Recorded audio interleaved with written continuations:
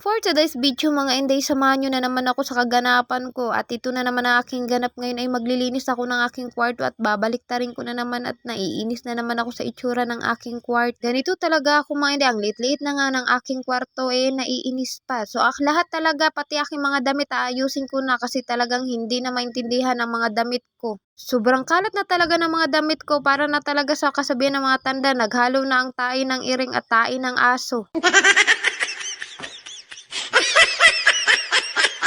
Mag-general cleaning talaga ako, hindi lang talaga dito sa kwarto, pati na talaga sa labas kasi napakaiba na talagang amoy sa aking kusina, kaya lahat talaga lulungkatin ko na talaga, baka nandun ang mga ano ng kayamanan ng aking pusa na tinatago niya.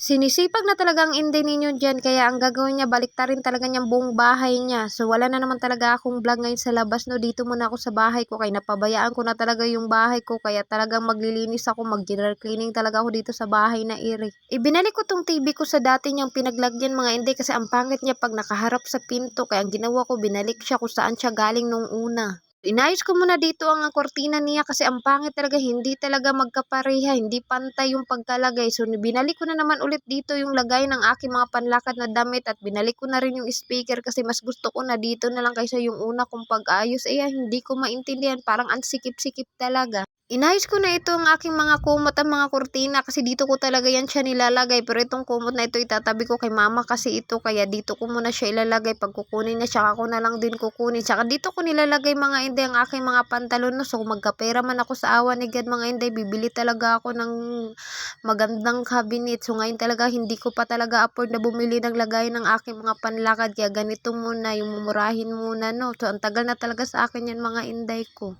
Ganyan talaga ako kaingat sa aking mga gamit, kahit sabihin mong tag 300 plus lang yung aking lagayan, pero umabot talaga na ilang year yan, o mga 1 year na talaga mahigit yan mga inday. Dito ko talaga nilalagay yung mga panlakad namin mga inday, pero halos talaga na dito idamit talaga sa aking asawa. Yung mga damit ko talaga hindi na kasya sa akin, kaya tinabi ko lang to mga inday kasi kung ako magkapera puhon sa awa ni God mga inday, ipapadalo ko to sa kapatid ko.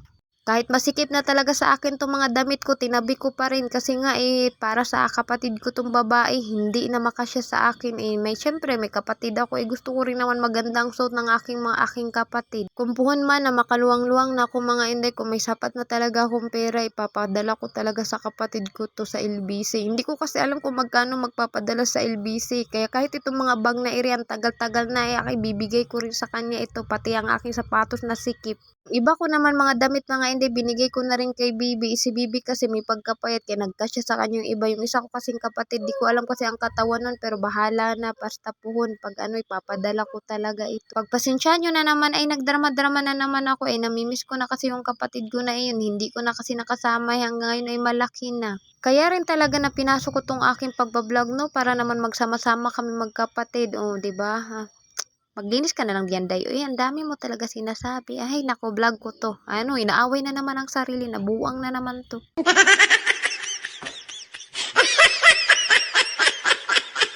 Inayos ko na ito mga aming mga pambahay mga inday na iba, inano ko na siya. So nilipat ko ulit doon sa una niyang pinaglagyan. So ginawa ko, inayos ko na naman tong aming mga pambahay namin mag-asawa. So si inday, pinagpulot-pulot niya yung pinagtapon-tapon ko doon mga inday. So habang talaga ako naglilinis diyan mga inday, nagsasounds din ako para naman masigla. Matatapos na ako dito sa kwarto mga inday, doon na naman ako sa labas, doon na naman ako sa kusina ko. Paglabas mo sa kwarto ko mga inday, kusina na talaga agad. Hindi pa talaga tapos tong bahay na ito mga inday, yan talaga sa kusina ko. Pag nagkapera talaga ako, ilipat ko na talaga doon sa lagi kong pinagtambayan na sinasabi kong sala. Doon ko talaga ang kusina. So bale, ang mangyari dito sa kusina ko, maging sala talaga siya mga inday. Dito na naman ako sa ilalim ng aking lababo mga inday, kasi sobrang baho na talaga, nagmo-moist na bitaw kasi sobrang lamig dito, nagmo-moist talaga yung ilalim niya. Ang ginawa ko, inano ko na rin mga inday, inayos ko yung mga gamit. Tinulungan na ako ni Bibi dyan mga inday kasi dyan kasi siya natutulog. So ganito talaga kalit ang bahay ko, pero kasya pa rin naman kami. So pinalitan ko ng kortina to sa akin sa lababo mga inday kasi sobrang dumi na talaga. Nakakahiya na sa bisita. Wala naman, lagi pumupunta. Ano na naman to?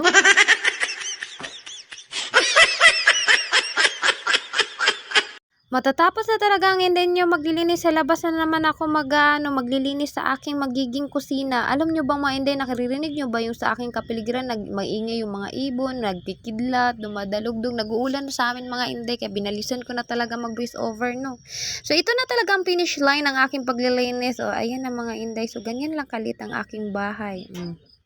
Diba? So andyan pa si Miming. So ito ang aking kwarto mga inday, o diba? Ang aming munting tanan. So hanggang dito na lang mga inday. Salamat.